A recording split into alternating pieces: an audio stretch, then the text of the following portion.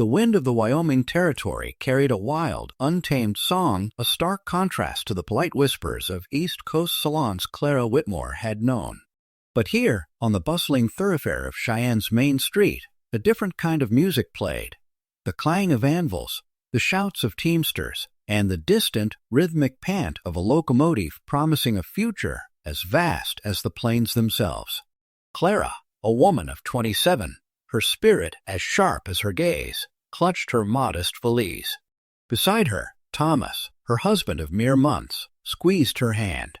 His sun-weathered face, etched with the promise of a life built from the earth, beamed with a love that had drawn her across a continent. They were bound for Dry Hollow, his ranch a testament to hard work and ambition. "Soon, my love," Thomas had whispered, "we'll have our own legacy out here. A home, a family, a peace deeper than any ocean."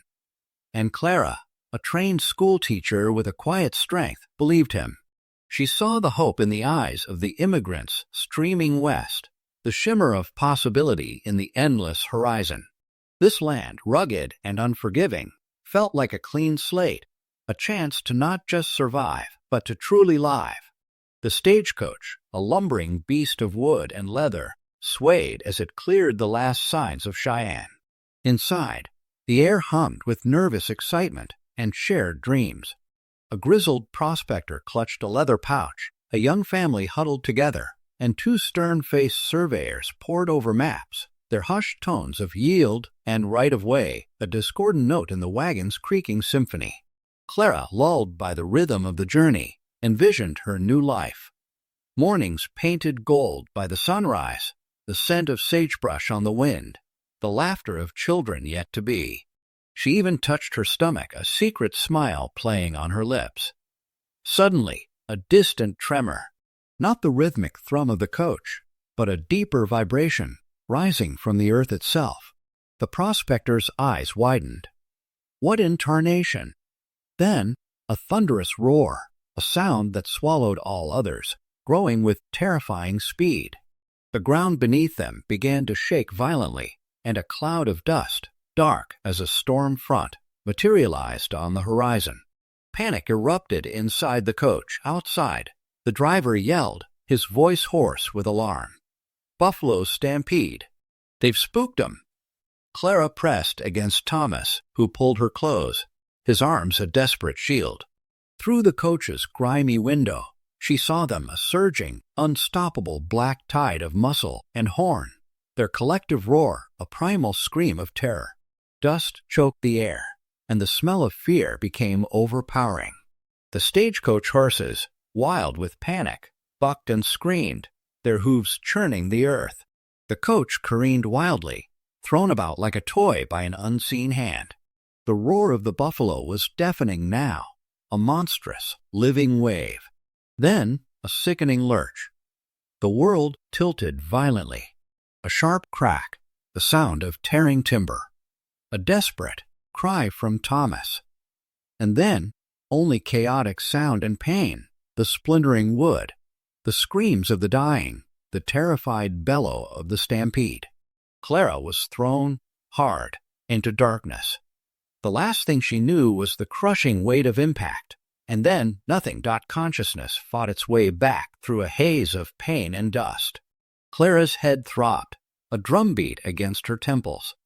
Her body ached in places she hadn't known existed.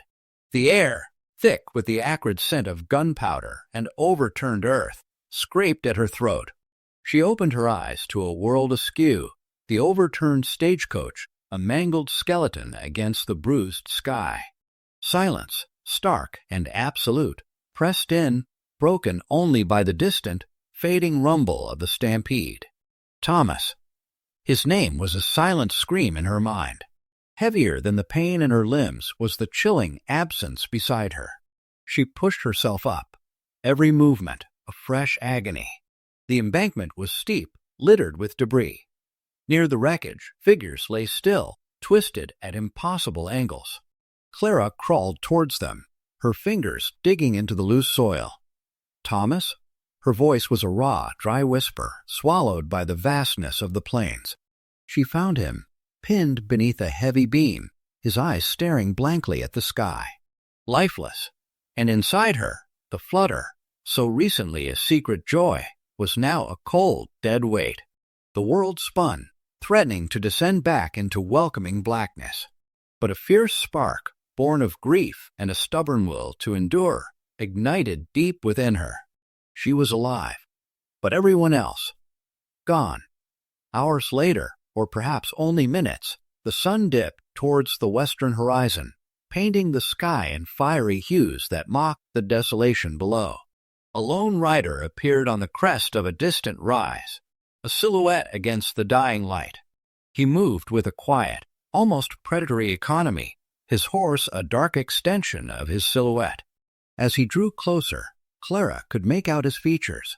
A man in his mid-30s, lean and weathered, with eyes that seemed to hold the vast emptiness of the plains themselves.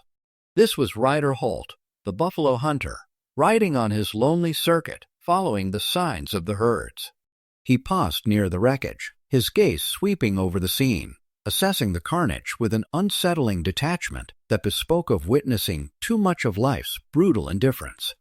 Then his eyes settled on Clara, crumpled by the broken corpse of the coach, a fragile island in a sea of death. He dismounted, moving slowly, his rifle held loosely. "Ma'am?" His voice was gruff, low, like stones grinding. Clara flinched, startled by the sound. She pushed herself back, her eyes wide with a mix of fear and a dawning, desperate hope. They're all gone," she choked out, the words catching in her throat, raw with unshed tears. Ryder surveyed the scene again, his gaze lingering on the surveyor's maps scattered near the crushed forward wheels. He knelt beside her, his rough hand pushing a canteen towards her. Dynamite, he likely heard a blast earlier, spooked a bigger herd than usual. He didn't offer sympathy, but his presence was a lifeline. He was a man accustomed to the stark realities of the frontier, a quiet sentinel in a world that offered no easy comfort. His gaze met hers, a flicker of something unreadable in their depths. The wild claimed its own, but sometimes, by chance or by fate, it also yielded a faint possibility of rescue. For Clara, lost and broken on the vast, indifferent plains, that possibility had just arrived. Ryder Holt was a man of few words, but his actions spoke volumes. He didn't offer platitudes or false hope. Instead, he simply helped Clara to her feet, supporting her as she staggered away from the grim tableau of the wrecked stagecoach. He wrapped her in a rough blanket salvaged from his saddlebag, and then, with a quiet efficiency that was both unsettling and comforting, began the grim task of burying the dead. Clara watched, a ghostly figure in the twilight, as he dug the shallow graves, each scoop of earth a fresh wound on her soul. Her world had been shattered, reduced to ashes on the prairie, and this silent stranger was now her only anchor. Over the next few days, their journey westward became a test of endurance. Clara, despite her lingering pain, discovered a deep well of resilience she hadn't known she possessed. They traveled mostly by night, keeping to the shadows, avoiding the few scattered trails that might lead to settlements or, worse, to the railroad construction crews. Ryder, with his uncanny knowledge of the land, guided them through hidden canyons and across windswept plains. He rarely spoke, but his watchful eyes, always scanning the horizon, communicated a constant vigilance. Clara, gradually, began to see the harsh realities of this new world through his eyes. The railroad, once a symbol of progress and prosperity, now appeared as a predatory serpent, its steel tracks scarring the earth, its construction crews a destructive force. She saw firsthand the charred remains of homesteads, the poisoned streams, the desperate, hollow eyes of settlers driven from their land. These were not just anonymous victims.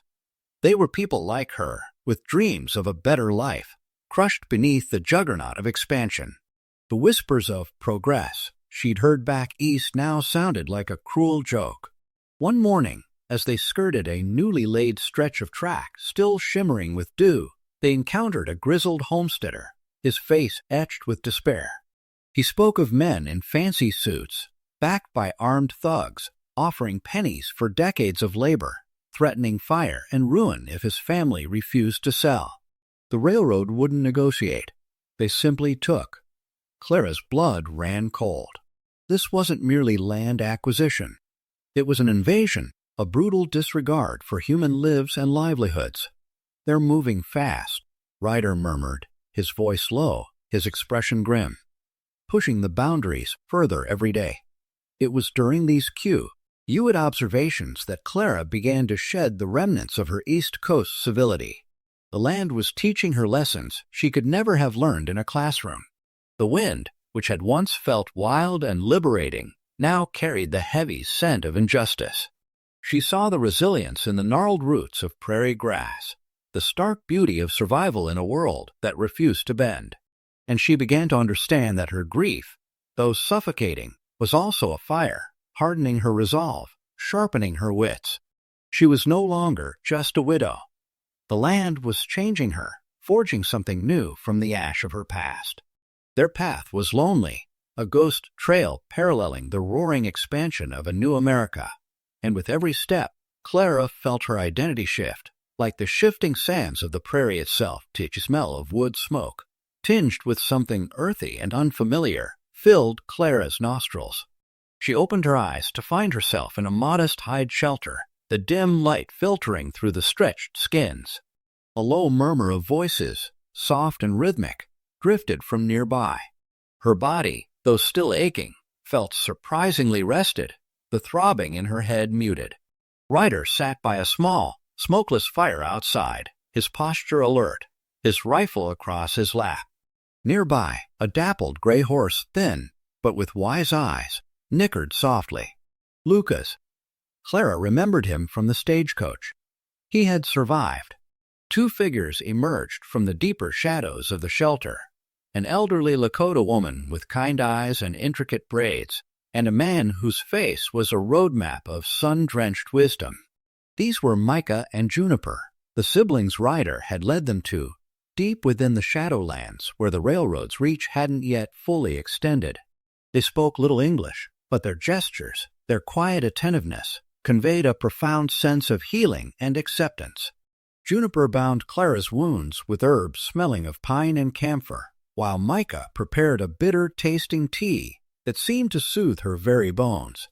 Through a mixture of Ryder's sparse translations and their own patient guidance, Clara began to learn. Not just about healing, but about the land itself and the people who truly belonged to it. They spoke of Wowakan, the sacredness of all things, of the buffalo as the heart of the plains, and of the balanced Taku Skanskin that the white men were shattering with their iron tracks and insatiable hunger for land. It was a worldview so alien to her East Coast upbringing, yet it resonated deeply within her, offering a framework for understanding the chaos and destruction she had witnessed. One day, as Juniper helped Clara gather medicinal plants, a distant boom echoed through the deceptively peaceful valley. It was the familiar concussion of dynamite. Juniper stopped, her eyes, usually so serene, clouded with sorrow. "They dig where they should not," she whispered in broken English, gesturing vaguely towards the east. "They wake the sleepers." That evening, as the stars began to pry, the vast, dark canvas of the sky, Ryder finally spoke more than a few scattered words. His voice, usually so clipped, was laced with a raw emotion Clara hadn't heard before. He spoke of the conflict, of treaties broken and land stolen. He spoke of his own past, of riding with cavalry scouts, of witnessing unspeakable acts during the Cheyenne-Arapaho War. He spoke of Sand Creek, the name a chilling whisper in the firelight, and the ghosts that had haunted his every waking moment since. He had seen the truth of the frontier, a truth far uglier than any dime novel could portray. His words, heavy with regret, seemed to unlock something within Clara. The grief for her husband, the anger at the senseless tragedy, began to coalesce into something sharper, more focused. The dynamiting wasn't just an accident. It was part of a larger, destructive pattern. As the days turned into weeks, nestled in the protective embrace of Micah and Juniper's small community, Clara felt her identity transforming. The helplessness that had consumed her after the crash began to recede, replaced by a quiet resolve. She learned to mend, to forage, to track. But more importantly, she learned to listen to the wind, to the whispers of the Lakota, to the beat of her own hardening heart. She was no longer just a teacher, a wife, a widow. The land was molding her, not erasing her humanity, but sharpening it, preparing her for a purpose she hadn't yet fully understood. She was a survivor, yes, but what came next? The days Clara spent with Micah and Juniper, far from the brutal intrusions of the railroad, were a profound education. Initially, the language barrier was daunting, but communication blossomed through gestures, riders' sparse translations, and, increasingly, through shared silence and understanding. Juniper, with her gentle hands and knowing eyes, taught Clara to identify healing herbs, to read the signs left by animals, to understand the subtle shifts in the wind. She taught Clara to make pemmican from dried meat and berries, a survival skill and a testament to efficient living. Micah, the elder, communicated less with words and more with presence. He would sit Clara by the fire, pointing to the constellations, explaining their stories, not as mere myths, but as living guides, ancient pathways across the sky. He taught her about Mitakui Oyasin, all my relations, a concept that extended beyond family to encompass every living thing, the land, the sky, the very spirit of the buffalo that sustained them. It was a philosophy of interconnectedness, a spiritual web far removed from the individualistic, land-owning tenets Clara had grown up with. One evening, as the shadows lengthened and the coyotes began their evening chorus, Micah took Clara to a hidden spring, clear and cold, bubbling from the earth. He spoke, in simple, halting English, of Maka, the earth, as a living being, a mother providing sustenance. He showed her how the railroad, by dynamiting the sack, red grazing grounds, poisoned not just the water where the buffalo drank, but the very spirit of the land. He spoke of the buffalo, not just as animals, but as sacred beings, their thundering hooves a prayer, their bodies sustenance, their very presence a blessing. When the white man slaughtered them indiscriminately, it was a wound, not just to the herds, but to the soul of the plains. Clara, who had always viewed nature with an East Coast sensibility, something to be admired, or perhaps tamed, began to see it as a vibrant, breathing entity, a sacred trust. The grief for Thomas, though still a deep ache, started to transform. It was no longer a suffocating weight, but a powerful current, propelling her towards something. She began to see her own resilience as a mirror of the land's enduring spirit. The quiet courage of the Lakota, their refusal to be broken despite relentless pressure, ignited a fire within her. This cultural immersion was not just a means of survival. It was a spiritual awakening. She learned to mend her own clothes, fashion simple tools, and track small game. And as she learned these practical skills, her mind opened to a profound understanding of injustice. The railroad's greed wasn't just a violation of human rights. It was a desecration. The clash between two worlds wasn't just physical. It was deeply spiritual. Clara, once a detached observer of progress, was slowly becoming a warrior of the plains, armed not with a weapon, but with a burgeoning understanding of what was truly at stake. Her time with Micah and Juniper, far from being a retreat, was forging her into the woman she was destined to become. To teach lessons learned from Micah and Juniper, woven into the fabric of daily survival, sharpened Clara's instincts. Leaving the relative safety of the Lakota encampment, she and Ryder moved with purpose, an almost invisible thread through the vast tapestry of the plains. They weren't just fleeing. They were seeking. Clara, guided by Ryder's intimate knowledge of the land, was trying to piece together the fragments of what had happened and what Thomas had left behind. Lucas, the dappled gray horse, now her steadfast companion, traveled beside them, a testament to enduring loyalty. He had the same skittishness around loud, sudden noises as Clara now did, a shared trauma forming an unspoken bond. The frontier, however, was a relentless schoolmaster. They discovered a small, isolated homestead, its sod walls scarred by fire, its well poisoned with a foul-smelling black sludge. A family, huddled by a meager fire, told a harrowing tale of railroad men, Wellington Birch's hired thugs who had offered a pittance for their land. When refused, they'd torched the farmhouse and contaminated the water. Clara's heart hardened with a cold fury. This wasn't an isolated incident. It was a campaign of terror. Their journey was fraught with danger. Skirmishes were common. One afternoon, while crossing a narrow canyon pass, they were ambushed by 3 riflemen. Ryder, quick as a coyote, returned fire, shouting for Clara to find cover. She fumbled with the old rifle Ryder had given her, her hands shaking, her East Coast sensibilities screaming in protest. But then she remembered Thomas's face, etched with that serene hope, now extinguished by these very forces. She remembered the terrified look in the homesteader's eyes. A cold resolve settled over her. She aimed, fired, and heard a cry of pain. It wasn't a kill shot, but it startled their attackers enough to give Ryder the advantage. They fled, leaving behind a trail of blood and a newfound steel in Clara's gaze. Night brought its own terrors. The howl of wolves, closer than she cared for, sent shivers down her spine, a reminder of the wild's indifferent hunger. But it was the silence, the vast, echoing silence broken only by the wind, that often felt most predatory. Clara learned to discern the subtle shifts in the winds, sung a whisper that meant approaching riders, a sudden lull that signaled a turn in the weather. She learned to read the dust on the horizon, to tell a lone rider from a detachment of cavalry, a buffalo herd from a distant train. One night, sheltering in a shallow cave, a desperate settler, half-starved and delirious, stumbled upon their camp. He rambled about a great prize, land that would make Birch a king, land that stretched across a crucial pass for the railroad. He spoke of an accident, a stagecoach, a convenient, clean sweep. He died before he could say more, but his words hung in the air, cold and definitive. Clara looked at Ryder, her eyes burning with an unasked question. Her husband's land. The pieces were beginning to fit, forming a picture far more sinister than a mere accident.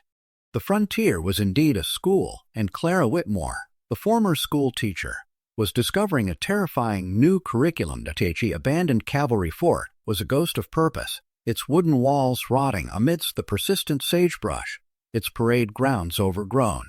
Wind whistled through broken windows, sounding like the laments of the forgotten. It was here, seeking temporary refuge from a sudden, biting plains storm, that the dam finally broke for Ryder Holt. For weeks he had been a stoic guide, a silent sentinel. But the oppressive confines of the fort, a place where echoes of past conflicts seemed to cling to every plank, seemed to loosen the iron grip on his memories. Clara, wrapped in a threadbare blanket, watched him. His usual vigilance had softened, replaced by a distant, haunted look. His gaze drifted to a faded insignia painted on a crumbling barrack wall. Sand Creek, he murmured, the name barely a whisper, yet it struck Clara with the weight of a stone. She remembered Micah's sorrowful mention of the place. He finally spoke, his voice raspy, as if unused to the act of confession. He was a scout, he explained, during the conflict. Not a soldier, but close enough. He was there on that bloody November day in 1864, when a peaceful Cheyenne and Arapaho encampment, flying American flags of truce, sheltering women, children, and elders, was brutally attacked by Colonel Chivington's cavalry. Ryder's words painted a horrifying picture. The screams of the innocent, the indiscriminate slaughter, the sheer savagery. His eyes, usually so guarded, welled with a pain years of solitude had failed to erase. I saw things, he choked out, his voice thick. Things no man should ever see. Women mutilated. Children. God forgive me. He hadn't been able to stop it. He had watched, paralyzed by shock and a soldier's obedience, as men he rode with became monsters. He had walked away from the army that day, a broken man, seeking refuge in the vast, empty spaces where the land held no judgment, only silence. The buffalo, he said, were the only clean thing left. His confession hung heavy in the air, a testament to the raw, unvarnished brutality of the frontier. Clara listened, her heart aching for him, for the unbearable weight of his past. But within the crushing sorrow, a fierce spark ignited. Ryder's regret, his desperate need for meaning in the face of such atrocity, resonated with her own shattered life. She had been running, allowing grief to paralyze her. But what if her husband's death wasn't just a tragedy? What if it was part of this same relentless, destructive force? The words of the dying homesteader echoed in her mind. A great prize, a crucial pass, an accident. And then a sharp, cold realization pierced the fog of her grief. Her husband, Thomas, had been a rancher establishing his claim near Dry Hollow. What if his land, this new life they had sought, lay directly in the path of the railroad's insatiable expansion? The crash, the dynamiting, the convenient deaths. It wasn't an accident. It was orchestrated. A calculated, ruthless act of murder. The revelation hit her with the force of a physical blow, stripping away the last vestige of her victimhood. The tears that had refused to fall for weeks finally came, not in helpless sobs, but in a torrent of righteous fury. She looked at Ryder, his face still etched with the pain of his own confession. "No more running," she declared, her voice clear and strong despite the tears. "Not for me, and not for you. We fight." The fort, once a place of regret, had become a crucible of resolve. The time for grieving was over. The time for justice had begun. Each revelation of Wellington Birch's calculated cruelty and the true cost of Thomas's ranch ignited a cold, hard purpose in Clara. The pain of her loss, once a suffocating blanket, transformed into a burning resolve. She wasn't just a survivor anymore. She was an avenging force. Ryder, seeing the fire in her eyes, a reflection of the buried warrior within himself, agreed. His past still haunted him, but helping Clara seek justice offered a chance at a different kind of redemption. They returned to Micah and Juniper, the sanctuary now a strategic planning ground. The Lakota elders listened, their faces grave, understanding the deep roots of this conflict. Birch's greed touched not just the white settlers, but desecrated the very lands the Lakota considered sacred. "They seek to break the spirit of the land," Micah stated, his voice quiet but firm, "and the spirit of its people." Their plan was daring, weaving together frontier cunning, Lakota wisdom, and a profound understanding of natural forces. Birch, they knew, was expected to personally inspect the progress near the crucial pass where Thomas's land claim lay, the very path essential for his railroad expansion. It was a place where the wide-open plains funneled into a bottleneck, easily defensible. Clara, now adept at handling the heavy rifle Ryder had given her, practiced daily. Her aim, once shaky, became steady, her movements precise. She studied maps with Ryder, memorizing every contour of the land. Lucas, her dappled gray horse, sensed her resolve, his initial skittishness around her replacing with a quiet, loyal companionship. They began preparing the ambush. Under Ryder's instruction, they set small, strategic charges of dynamite not to cause massive destruction, but to create diversions that would herd Birch's mercenaries into a specific, unfavorable position. Micah and Juniper taught Clara and Ryder the ancient buffalo horn signals, guttural calls that could echo across miles, mimicking the warning cries of the plains animals. These calls would be used not only to guide their movements, but to invoke the fury of the land itself. Finally, the day arrived. The air was still, heavy with a tense anticipation. Clara, hidden amongst the rocks, peered through the scope of her rifle, her heart a steady drum against her ribs. Beside her, Ryder, a coiled spring of readiness, watched the pass. Further off, nestled in a hidden crevice, Micah and Juniper prepared their buffalo horns, their faces stoic. Birch arrived with a considerable retinue of armed thugs, their arrogant laughter echoing across the silent plains. They were oblivious, confident in their numbers. As Birch pointed imperiously at the pass, describing his grand plans, Clara felt a surge of cold rage. This was the man who had stolen her future, who murdered her husband and unborn child, who desecrated sacred lands and crushed the dreams of honest folk. With a nod from Ryder, Clara lifted her rifle. The first shot was not aimed at a man. but at a rock face, a precise signal.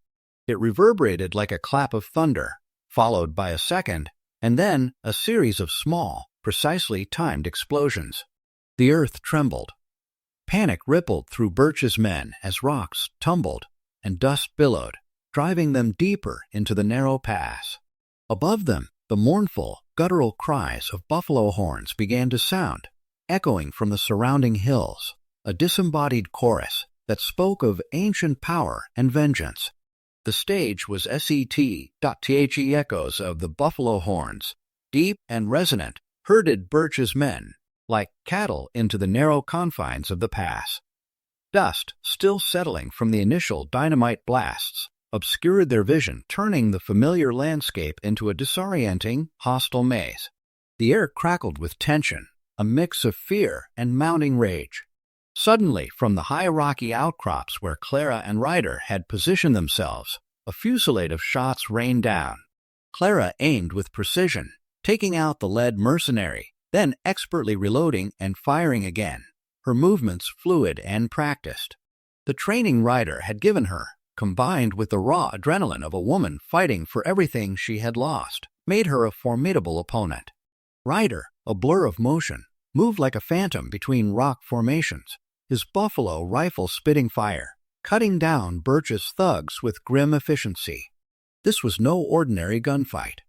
The wailing of the buffalo horns, strategically placed by Micah and Juniper, seemed to fill the very air with ancient disapproval, turning every bullet into more than just metal, but an extension of the land's fury. The mercenaries, already unnerved by the unsettling sounds and the unseen attackers, began to break ranks, their confident swagger replaced by desperate confusion. Wellington Birch, red-faced and sputtering, bellowed orders, but his voice was swallowed by the din. He frantically scanned the high ground, recognizing the cunning of the ambush. He saw Ryder, momentarily exposed as he leapt from one rock to another. "There!" Birch screamed, pointing. A volley of shots erupted from his remaining men. One found its mark. Ryder stumbled, a guttural gasp escaping his lips. He clutched his side, blood blooming darkly on his buckskin shirt.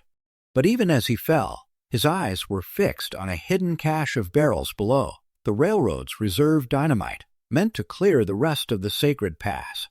With a supreme effort, a final act of retribution for a lifetime of regret, Ryder pulled a fuse from his pocket, ignited it, and with his last strength, threw it towards the volatile barrels. "Ryder!" Clara screamed, a sound ripped from her soul. But it was too late. A blinding flash, a deafening roar, and a wave of heat ripped through the pass. The ground bucked beneath Clara's feet, and she was thrown backward, momentarily stunned. When she recovered, the air was thick with the scent of sulfur and burned earth. The dynamite cache was gone, a gaping crater where Birch's destructive future had once been stored. And Ryder was gone, too, swallowed by the explosion, his sacrifice echoing through the pass. Her grief, fresh and sharp, threatened to overwhelm her. But then she saw him, Wellington Birch, disoriented but alive, crawling away from the blast, his face a mask of terror and rage. All logic, all strategy fled Clara's mind. Only one thought remained: justice. She clutched Thomas's rifle, a weighty symbol of all she had lost and all she had become, and moved, a solitary figure among the rocks and dust. She aimed, not with cold calculation, but with the fire of 1,000 injustices burning in her veins. This was not just for Thomas or Ryder or the Lakota. This was for the land itself. With a single, resolute shot, Clara sent the architect of her suffering, and so much else, to meet his final judgment. Silence descended once more, heavy and absolute, broken only by the wind, whispering a new name through the pass. The silence that followed the final shot at Broken Pass was profound, a reverent hush across the land that had borne witness to so much. Clara stood, the rifle heavy in her hands, her heart a raw, open wound. Ryder was gone. Birch was gone. The immediate, searing ache of vengeance gave way to a deeper, echoing hollowness. Micah and Juniper emerged from their hiding places, their faces etched with a solemn understanding. Together, under the vast sky, they buried Ryder Holt by the Buffalo Trail, his spirit returning to the plains he had loved, and, in the end, fiercely defended. Weeks later, the wind still carrying the scent of sagebrush, Clara Whitmore walked into the dusty main street of Dry Hollow. She was no longer the East Coast transplant, but a woman forged by fire and loss, her eyes holding the ancient wisdom of the plains. Lucas, quiet and steadfast, trotted by her side. Word had already spread. Whispers of the events at Broken Pass preceded her, hushed tales of a woman, a hunter, and a railroad baron. She carried one thing, Thomas's land deed, a simple piece of parchment that was now more than just a property claim. It was a testament, a shield. She found Deputy Tad Leland in his cramped office, looking younger and more conflicted than she remembered. He had heard the rumors, seen enough of Birch's destructive methods to know the general truth. Clara laid the deed on his desk. She spoke, her voice clear and unwavering, recounting the ambush, the orchestrated accident, Birch's violence, and Ryder's sacrifice. She spoke of the land, the buffalo, and the deep injustices she had witnessed. She spoke of her husband, his dream, and the future she was fighting for. Deputy Leland listened, his initial skepticism giving way to a dawning resolve. He had always been torn between the corrupt sheriff and his own sense of right. Clara's testimony, delivered with such resolute calm and conviction, was the catalyst he needed. He looked at the deed, then at Clara's determined face.